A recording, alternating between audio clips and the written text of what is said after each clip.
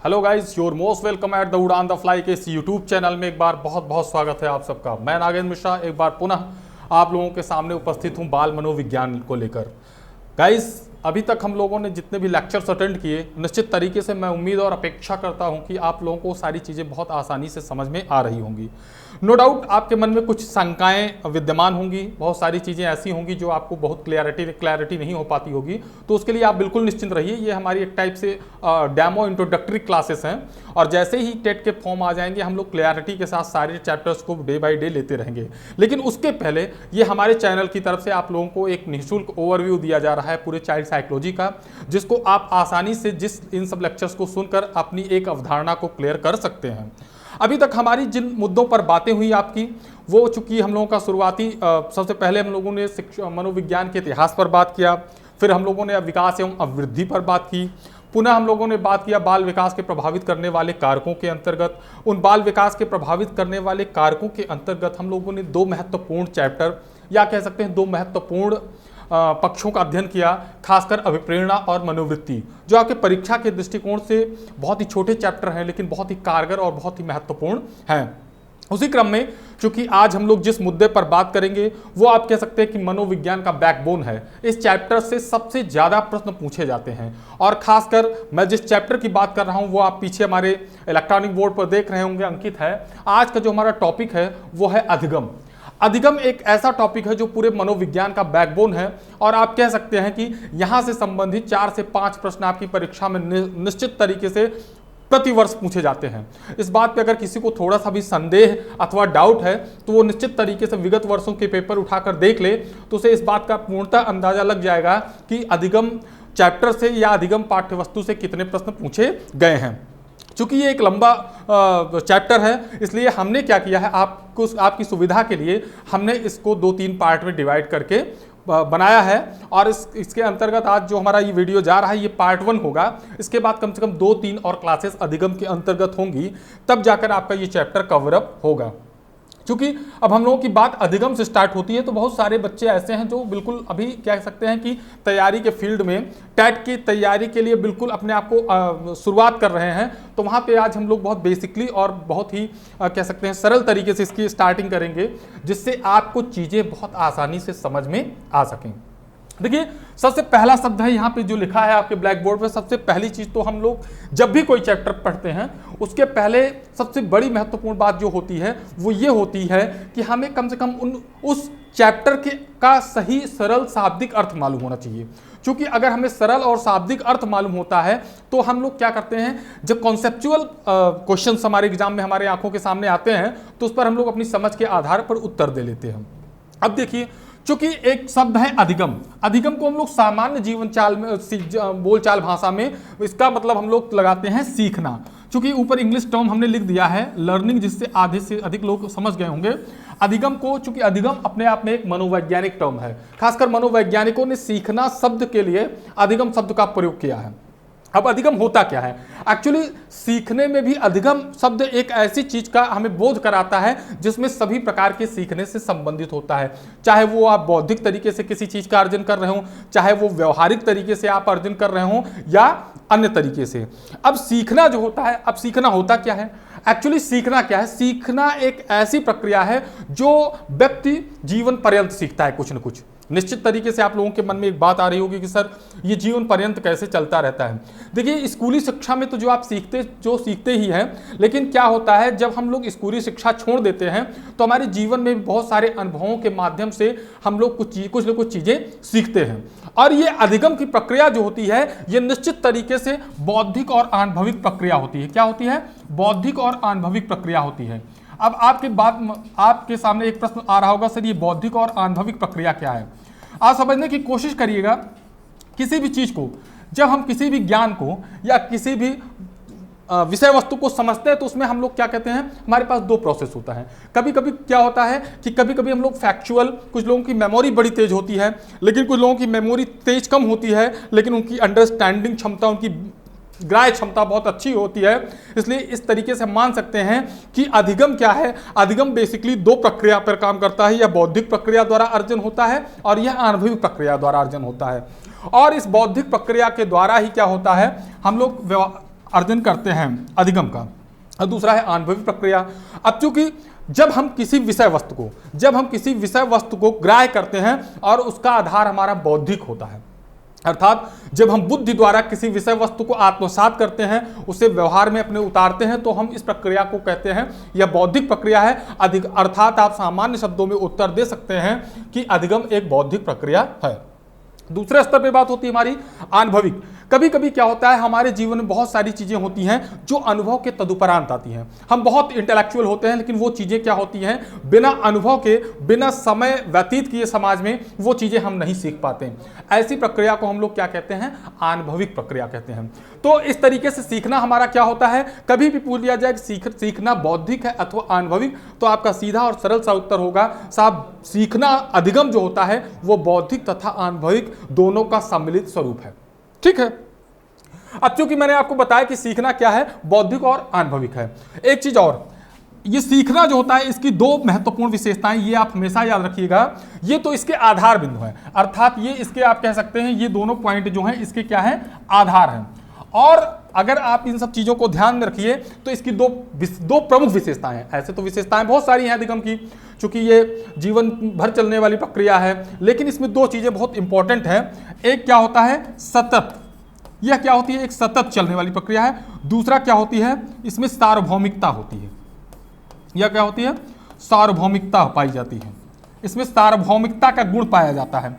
तो अधिगम की प्रक्रिया क्या होती है, ये हमारा लर्निंग जो है ये बेसिकली बौद्धिक प्रक्रिया पर आधारित होता है, अनुभविक प्रक्रिया पर आधारित होता है। इसकी दो मूल विशेषताएं हैं, सातत्यता अर्थात कंटिन्यूअस प्रोसेस है, it is a continuous process, और it is a universal process. यह एक सार्वभौमिक प्रक्रिया है। सार्वभौमिक प्रक्रिया का मतलब यह है कि यह अपने आप में एक शाश्वत प्रक्रिया है, यह संपूर्ण जीवन चलती है, इसलिए इसे हम लोग क्या कहते हैं, सार्वभौमिक प्रक्रिया कहते हैं या शाश्वत प्रक्रिया कहते हैं। इस तरीके से हमारे अधिगम का भाव आपको समझ में आ गया होगा कि अधिगम का सरल एवं शाब्दिक अर्थ होता है सीखना, जिसे मनोवैज्ञानिकों ने अपनी भाषा में अधिगम कहा है।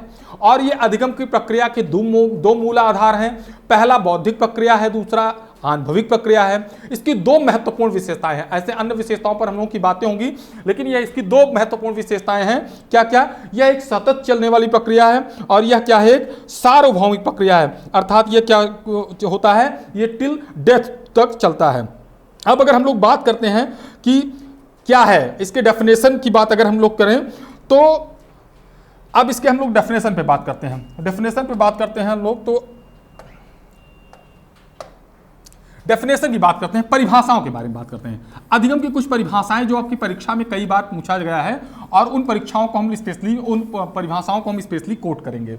खासकर हम लोग दो की बात करते हैं, दो डेफिनेशंस की बात करते हैं। सबसे पहला डेफिनेशन जो है वो आपका क्रो एंड क्रो के अकॉर्डिंग है।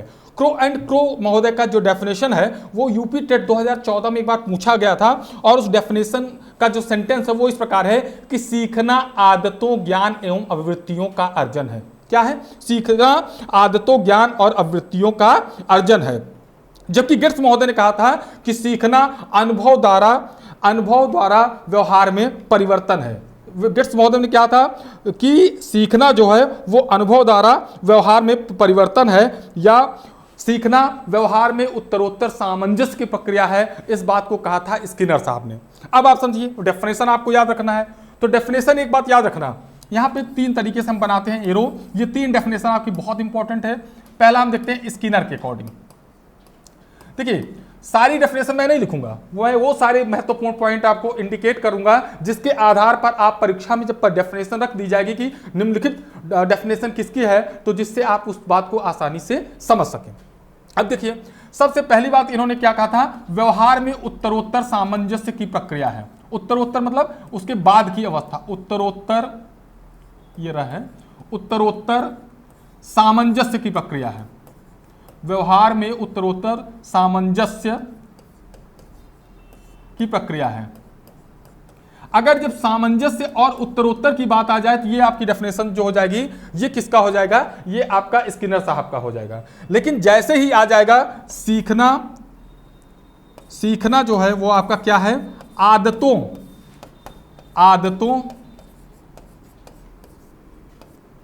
प्लस ज्ञान प्लस अभिवृत्तियों एप्टीट्यूड, अभिवृत्तियों का अर्जन है। ये 3 शब्द याद रखिएगा।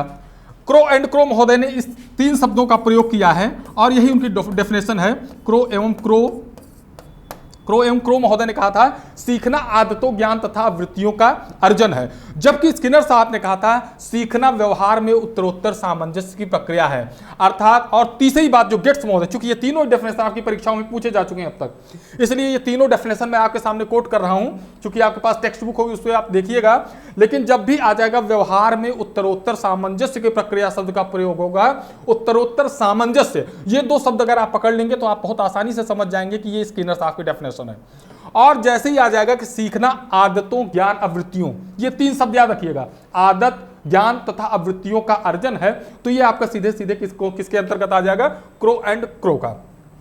फिर आपका एक डेफिनेशन है गेट्स महोदय के अनुसार, जिन्होंने कहा था सीखना प्रशिक्षण द्वारा व्यवहार में परिवर्तन है। एक व्यक्ति क्या कह रहा है? प्रशिक्षण द्वारा व्यवहार परिवर्तन। ठीक है, तो प्रशिक्षण द्वारा व्यवहार परिवर्तन की बात कौन कर रहा है? गेट्स कर रहे हैं। तो ये तीन डेफिनेशन आप याद रखिएगा।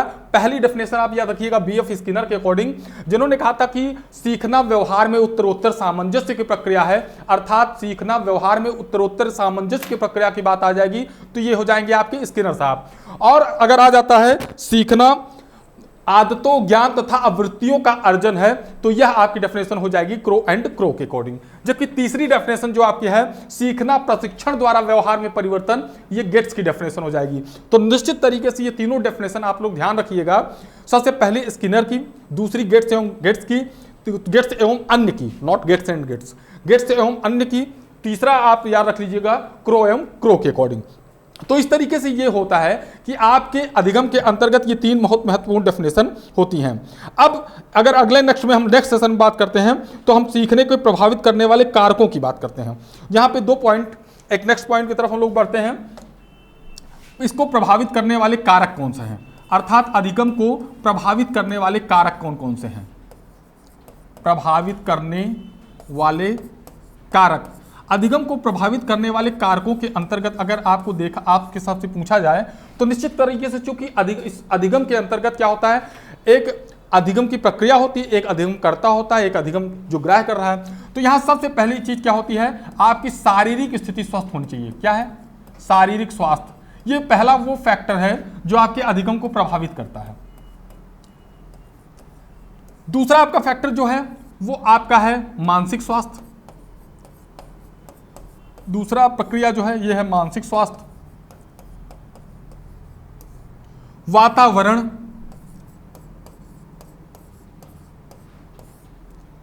के बाद आनुवांशिकता,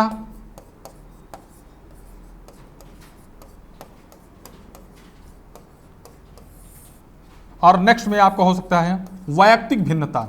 वैयक्तिक भिन्नता के आधार पर भी हम लोग क्या करते हैं, अधिगम की प्रक्रिया चलती रहती है।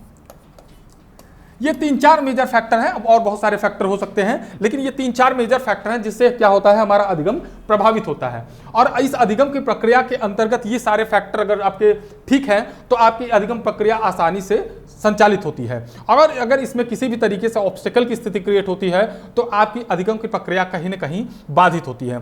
चूंकि हम लोग बात करते हैं, थोड़ा सा एलोबरेट करते चलते हैं, शारीरिक स्वास्थ्य की बात कर लिए। सपोज दैट आप किसी चीज को सीख रहे हैं और आपकी तबीयत बहुत बेहतर नहीं है, आप शारीरिक रूप से आपके साथ कुछ दिक्कत है, तो निश्चित तरीके से आपके लिए क्या होता है, दिक्कत क्रिएट होती है। आप उस चीजों को बहुत आसानी से समझ नहीं पाते। मान लीजिए आप कोई कार्य कर रहे हैं, सपोज दैट आप पढ़ ही रहे हैं, पढ़ते पढ़ते मान लीजिए आपको नींद आ रही है या आपको थकावट लग गई है, तो इस तरीके से क्या होगा, आपकी अधिगम प्रक्रिया पूरी तरीके से क्या होगी, बाधित होगी। So that is the obstacle for the learning. यह लर्निंग के लिए क्या है, बाधा है। दूसरा है मानसिक स्वास्थ्य। मानसिक स्वास्थ्य के लिए बात कर लीजिए आप, जैसे मान लीजिए कोई व्यक्ति, जैसे आप लोगों ने पढ़ा होगा कुछ विशिष्ट बालकों के बारे में आपने पढ़ा होगा। विशिष्ट बालक के अंतर्गत क्या होता है, जैसे प्रतिभाशाली बालक बहुत तेजी से ग्रैस्प कर लेता है, लेकिन जो मंद बुद्धि के बालक होते हैं उनको थोड़ा ग्रैस्प करने में टाइम लगता है, उन्हें अधिगम की प्रक्रिया में उन्हें दिक्कतें आती हैं। तो इस तरीके से मानसिक स्वास्थ्य भी इंपॉर्टेंट होता है। वातावरण आपका एक मेजर फैक्टर है। वातावरण आपके अधिगम की प्रक्रिया को बहुत कुछ निर्धारित करता है। यहाँ पे वातावरण को हम लोग 2 तरीके से ले सकते हैं, भौतिक और अभौतिक दोनों तरीके से। एक तो आपका क्लाइमेटिक दृष्टिकोण से देखा जाएगा, दूसरा आपका वहां पे तात्कालीन परिस्थितियां देखी जाती हैं, तो वातावरण भी बहुत इंपॉर्टेंट होता है। आनुवांशिकता की बात ये होता है यहाँ पे, जैसे आप सोच रहे हो कि साहब अधिगम का आनुवांशिकता से क्या संबंध है। एक्चुअली हेरिडिटी जो होती है उसका अधिगम में थोड़ा बहुत इंपॉर्टेंट रोल होता है। जैसे सपोज दैट आप मान लीजिए, जैसे मान लीजिए बंदर का बच्चा है और मनुष्य का बच्चा है, दोनों में अगर उस चपलता की बात की जाए या जिस तरीके से बंदर उछल कूद कर एक डाली से दूसरी डाली पे चले जाते हैं, चूंकि यह उनके लिए कोई अधिगम उनके लिए स्पेशली कराया नहीं जाता, बल्कि यह क्या होता है, ये उनके जेनेटिक गुण होते हैं, उस जेनेटिक गुणों के आधार पर वो चीजें अपने आसानी से सीख लेते हैं। तो आनुवांशिकता भी कहीं ना कहीं एक इंपॉर्टेंट एक इन्फ्लुएंसिंग फैक्टर है जो लर्निंग को प्रभावित करता है। उसके बाद की बात करते हैं हम लोग वैयक्तिक भिन्नता। वैयक्तिक भिन्नता अपने आप में एक संपूर्ण चैप्टर है, और वैयक्तिक भिन्नता की बात करें तो सुपर टेट 2018 में एक प्रश्न पूछा गया था कि सबसे पहले वैयक्तिक भिन्नता शब्द को किसने बताया था। तो वैयक्तिक भिन्नता को सबसे पहले बताया था गाल्टन महोदय ने, उनकी एक पुस्तक है द हेरिडिटी जीनियस में सबसे पहले उन्होंने वैयक्तिक भिन्नता शब्द का प्रयोग किया था या वैयक्तिक भिन्नता को समझाया था। वैयक्तिक भिन्नता किसी भी स्तर पर हो सकता है, सामाजिक हो सकता है, सांस्कृतिक हो सकता है, शारीरिक हो सकता है, मानसिक हो सकता है, रंग रूप के आधार पर हो सकता है। तो वैयक्तिक भिन्नता भी, इंडिविजुअल डिफरेंसेस भी एक बहुत बड़ा मेजर फैक्टर है अधिगम को प्रभावित करने वाले कारकों के अंतर्गत। क्योंकि अधिगम एक अपने आप में बहुत महत्वपूर्ण चैप्टर है, इस तरीके से हम लोग देखते रहेंगे। अब हम लोग बात करते हैं अधिगम की विशेषताएं। आखिर वो कौन कौन सी विशेषताएं हैं जो अधिगम की चीज़ों को बढ़ाते हैं या अधिगम की प्रक्रिया से संबंधित हैं। अधिगम के बारे में अगर पूछा जाए अधिगम की विशेषताएं क्या है, एक्चुअली ये सारे स्टेटमेंट जो मैं आपको बता रहा हूँ, ये परीक्षा में क्या होता है, जब एग्जामिनर एक कंसेप्चुअल दृष्टिकोण से आपके पेपर को सेट करता है और उसमें कुछ सारे स्टेटमेंट डाल देते हैं, तो फिर दिक्कतें बढ़ जाती हैं अगर उसके बारे में आपको बहुत क्लियर नॉलेज नहीं है। चलिए विशेषताओं पर बात करते हैं, वो क्या क्या से विशेषताएं हैं अधिगम की। पहली बात जान लीजिए, सबसे पहला पॉइंट जो होगा यह व्यवहार परिवर्तन है। व्यवहार परिवर्तन करता है।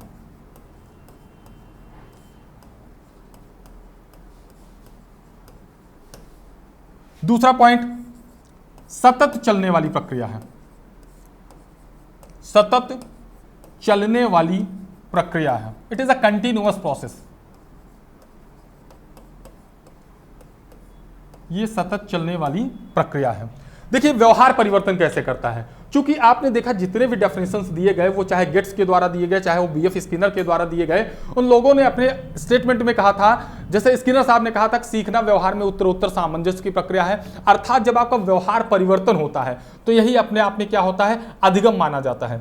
अब आप कहोगे साहब अधिगम कैसे ये माना जाएगा। व्यवहार परिवर्तन तात्पर्य यह है कि जब किसी व्यक्ति के पास कोई चीज़ सीखा नहीं होता, उसके पहले की उसकी मनोदशा या उसका व्यवहार और सीख लेने के बाद उसके व्यवहार परिवर्तन, दोनों में अंतर आता है। इस तरीके से हम लोग इसे मानते हैं, यह व्यवहार परिवर्तन की प्रक्रिया है। दूसरी चीज क्या है, इसमें सार्वभौमिक प्रक्रिया है।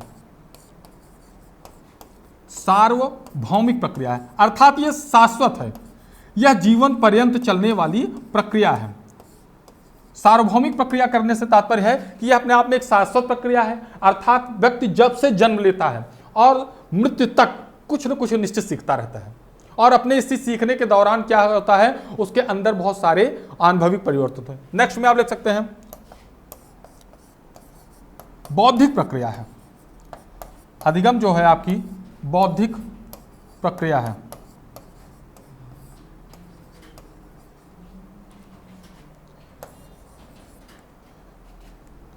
आदतों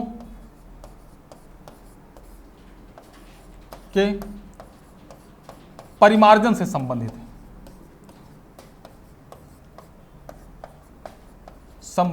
है। ये बहुत सारे फैक्टर्स हैं। इसके विशेषताओं के बारे में अगर आप व्यवहारिक तरीके से सोचेंगे तो बहुत सारी चीजें हैं।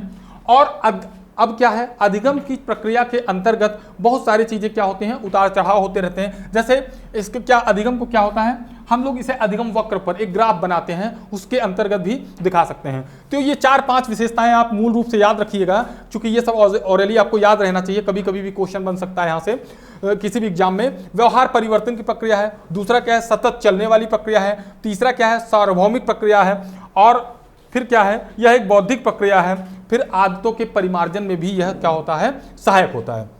इस तरीके से हम लोग अधिगम की परिभाषा, अधिगम की विशेषताएं और अधिगम के कारकों पर बात हो रही थी। ठीक है, अब हम लोग बढ़ते हैं नेक्स्ट पॉइंट की तरफ और देखते हैं हमारा नेक्स्ट पॉइंट क्या है। अब अधिगम की अगर बात करें तो वर्तमान समय जो यूपी टेट से संबंधित हमारे जो चैप्टर के अंतर्गत आता है, यहां से हम मूल रूप से 4 मनोवैज्ञानिकों का अध्ययन कर देंगे। देयर आर 4 साइकोलॉजिस्ट, जिनका हम लोग क्या करेंगे, बारीकी से अध्ययन करेंगे और जिनका विगत परीक्षाओं से हमारा क्वेश्चंस क्रिएट होते हैं। सबसे पहले जो हमारे मनोवैज्ञानिक हैं वो थॉर्नडाइक हैं। कौन है? थॉर्नडाइक, जिन्हें हम लोग कहते हैं E.L. थॉर्नडाइक। ठीक है, बेसिकली अमेरिका से बिलोंग करते थे। दूसरे हमारे महत्वपूर्ण मनोवैज्ञानिक हैं B.F. स्किनर। B.F.